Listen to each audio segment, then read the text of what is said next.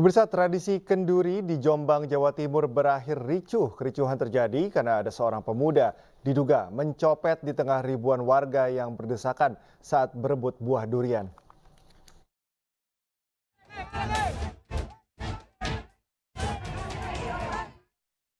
Tradisi kenduri durian di lapangan desa Wonosalam, Kecamatan Wonosalam, Kabupaten Jombang, Jawa Timur, Minggu siang diwarnai kericuhan.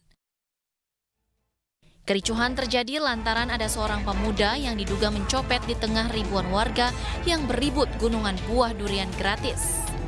Panitia segera melerai aksi main hakim sendiri sehingga acara kenduri durian dapat kembali berjalan. Sementara pemuda yang diduga mencopet diserahkan kepada petugas keamanan guna pemeriksaan lebih lanjut. Kenduri durian merupakan tradisi rutin yang digelar setiap tahunnya. Sebanyak 9 gunungan kecil dan gunungan raksasa buah durian setinggi 8 meter habis diserbu warga. Dapat berapa ini? 5. Mau dipakai apa nanti rencananya? Dibagi-bagi, dimakan sama keluarga. Gunungan buah durian dibagikan ke masyarakat secara gratis sebagai rasa syukur atas hasil bumi, sekaligus berharap kawasan wisata durian Wonosalam lebih dikenal masyarakat. Dari Jombang, Jawa Timur, Muhtar Bagus, iNews melaporkan. Pemirsa, ratusan warga berebut gunungan tumpeng tempe saat perayaan sedekah bumi yang digelar di depan Balai Desa Sedengan Mijen, Kecamatan Krian, Kabupaten Sidoarjo, Jawa Timur. Tumpeng raksasa setinggi 10 meter ini habis dalam waktu kurang dari 30 menit.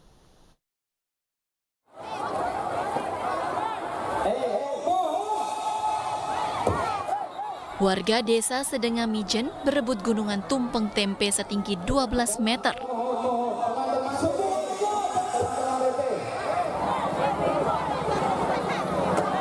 Mereka rela berdesakan, bahkan banyak warga yang terlibat aksi dorong guna mendapatkan tempe dan sayuran serta jajanan dari tumpeng. Hanya kurang dari 30 menit, semua hasil bumi yang ada di tumpeng habis diambil warga. Meski harus berebut, namun warga tetap antusias menyambut tradisi yang digelar setiap tahunnya. Banyak mas, sama tempe, sawi, kacang. Ada apa ini? Jajanan anak. Tadi sempat berebut sama warga yang lainnya, Ibu? Ya, sampai kaki saya patah ini mas, sakit, jatuh. Acara gunungan tumpeng tempe setinggi 12 meter ini menghabiskan sedikitnya 75 kuintal kedelai. Kedelai didapatkan dari sumbangan para pengrajin tempe. Seluruhnya murni dari para pengrajin tempe. Kita dari masing-masing pengrajin tempe semuanya menghibahkan untuk bersedekah yang ditujukan untuk para leluhurnya agar mendapatkan keberkahan untuk jualan tempenya. Sedekah bumi digelar untuk menyambut bulan suci Ramadan. Warga desa Sedengan Mijen percaya bahwa sedekah bumi datangkan keberkahan bagi kehidupan warga dan pengrajin tempe. Dari Sidoarjo, Jawa Timur, Yoyo Agusta, iNews melaporkan. Dalam mengucapkan rasa syukur menyambut bulan suci Ramadan, warga di Mojokerto, Jawa Timur menggelar tradisi ruahan, berebut gunungan berupa sepatu. Selain mengingatkan warga untuk berpuasa, juga memperkenalkan Desa Medali sebagai sentra perajin sepatu.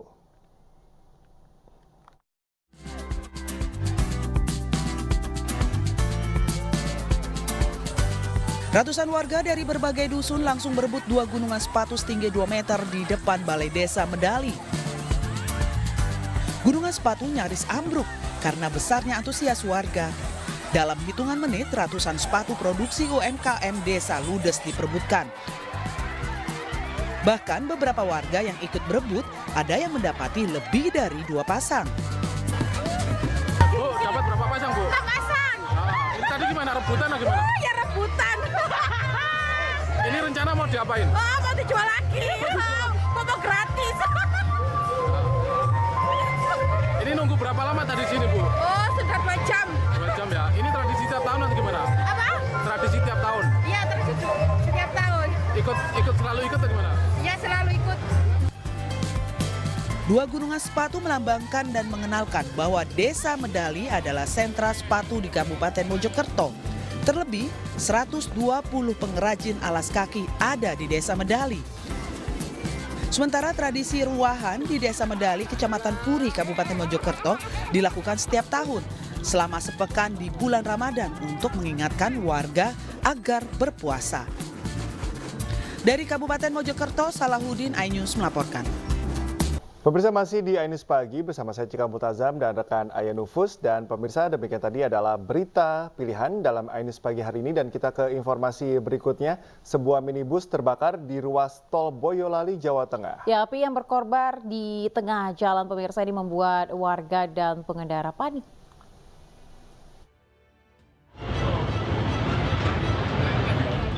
Sebuah minibus terbakar di ruas tol kilometer 486 Boyolali, Jawa Tengah pada Minggu pagi. Warga sekitar dan para pengendara di lokasi panik melihat api kian membesar disertai asap hitam yang membumbung tinggi. Minibus yang berada di atas jembatan menyulitkan warga yang berupaya memadamkan api.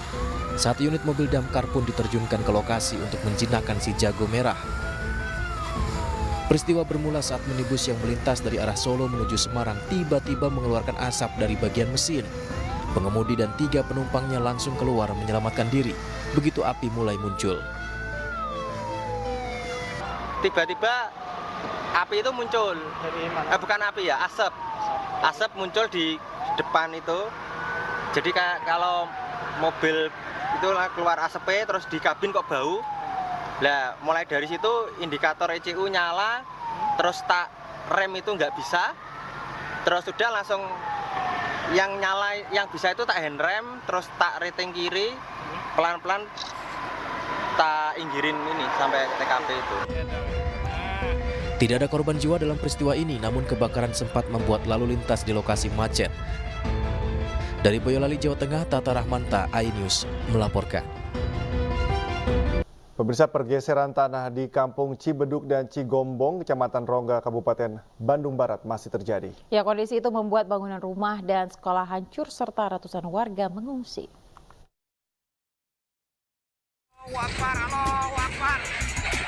Beginilah kondisi ambruknya bangunan sekolah dan rumah warga di Babakan Talang di Desa Cibeduk. Pergeseran tanah juga terjadi di KP Cigombong, Kecamatan Rongga, Kabupaten Bandung Barat.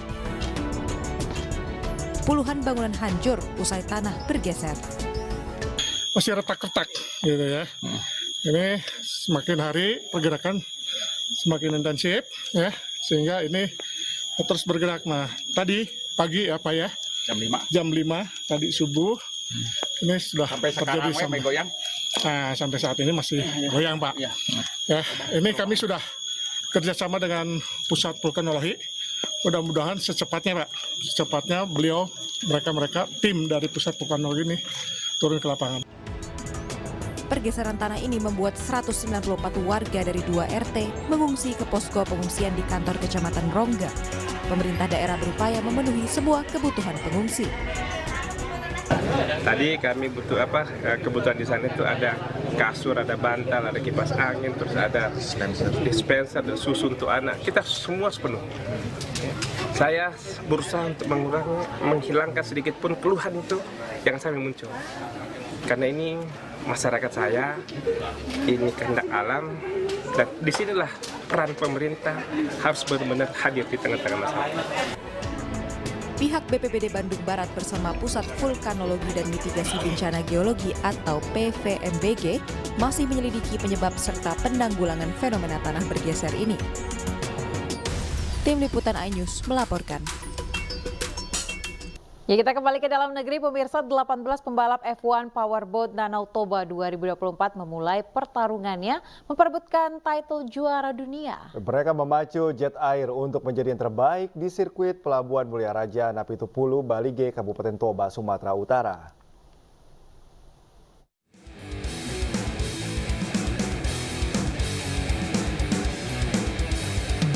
Delapan 18 pembalap, 30 ofisial dari 10 negara meramaikan ajang bergengsi F1 Powerboat Danau Toba 2024.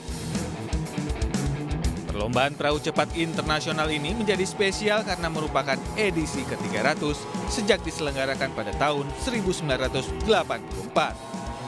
andalan tim Vietnam Jonas Anderson akan memulai balapan dari posisi pertama, disusul pembalap Victory Team Eric Stark di posisi kedua. Sementara itu, sejumlah penonton telah memadati area yang menjadi sirkuit di Pelabuhan Mulia Rajana Pitupulu. Di dua lokasi penonton, kelas festival maupun VIP telah habis terjual. Hari Jumat kemarin pagi masih tersisa 1.000 tiket, Pak. Tapi per hari ini festival sudah sold out. Jadi boleh dikatakan insya Allah nanti penonton akan menyaksikan beramai-ramai dan melihat pergelaran balapan F1 2O ini dengan sangat menarik dan kita tunggu siapa nanti juaranya. 2024 menjadi tahun kedua Indonesia menjadi tuan rumah penyelenggaraan F1 Powerboat Danau Toba. Tahun lalu, Bartek Marsdalek keluar sebagai juara pertama. Dari Kabupaten Toba, Sumatera Utara, Aris Fernando Manalu, iNews melaporkan. Pemirsa, Fun Run 5 km dan 10 km digelar di kawasan Gelora Bung Karno, Jakarta. Ya, ribuan peserta antusias mengikuti event ini.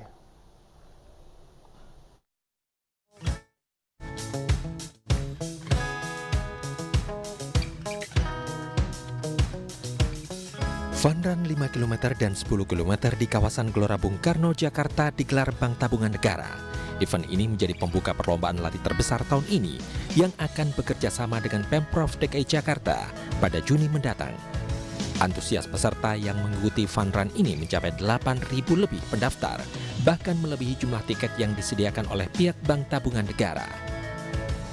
Ini animo masyarakat di lari ini memang Jakarta ini beda ya. Kota lain nggak segede gitu animonya gitu ya. Nah kalau kita lihat ini sebenarnya Road to Jakim. Udah dengar Jakim belum? Ya. Jakarta International Marathon. Itu yang dulu namanya BTN Jakarta Run itu kita udah rubah namanya jadi Jakarta International Marathon. 23 Juni kita bersama Pemda DKI akan menyelenggarakan turnamen maraton besar di Jakarta. Itu bersama-sama Pemda dan mudah-mudahan impian orang Jakarta punya turnamen maraton yang clean and clear bisa terlaksana. BTN yang akan bekerja sama dengan pemerintah Provinsi DKI Jakarta dalam penyelenggaraan event lari internasional bulan Juli nanti tidak hanya diikuti oleh pelari dari dalam negeri, tapi juga dari mancanegara. Dari Jakarta, Jen Cahyani, Guntur ZR, iNews melaporkan. Ratusan karateka mengikuti ujian kenaikan tingkat Bandung Karate Club atau BKC di Dojo Jati Karate Club Kota Bekasi, Jawa Barat. Ya, ujian kenaikan tingkat sabuk ini pemirsa untuk mengukur pengetahuan karateka selama mengikuti pelatihan dan untuk memberikan tanggung jawab kepada seluruh karateka.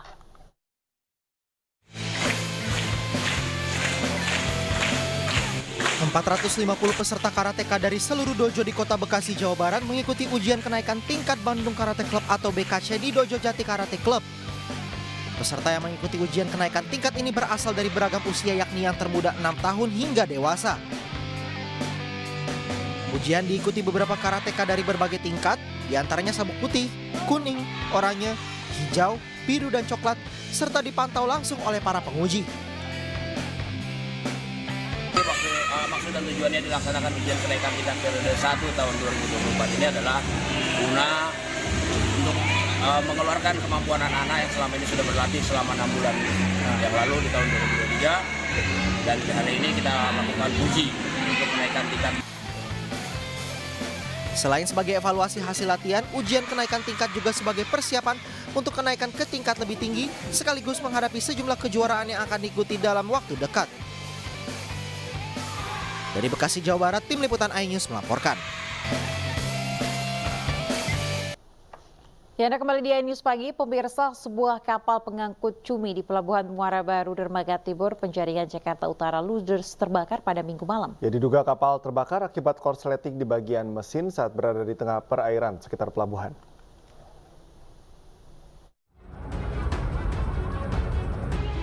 Kobaran api melalap kapal motor Bintang Mas Rembulan di Pelabuhan Muara Baru, Dermaga Timur, Penjaringan, Jakarta Utara, Minggu malam.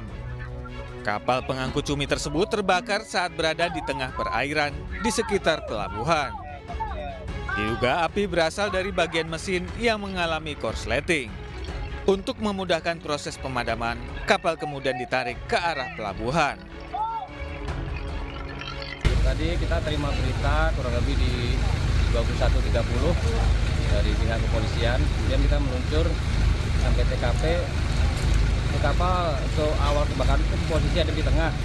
Kemudian ditarik oleh kapal Antasena ke pinggir untuk memudahkan pemadaman. Dan untuk dugaan dari kebakaran sendiri yaitu dimungkinkan dari korsleting listrik dari mesin. Tidak ada korban jiwa dalam peristiwa kebakaran ini. Api berhasil dipadamkan 1 jam kemudian setelah petugas damkar mengerahkan 3 unit mobil dan belasan personil ke lokasi. Dari Jakarta, Sofyan Firdaus, iNews melaporkan.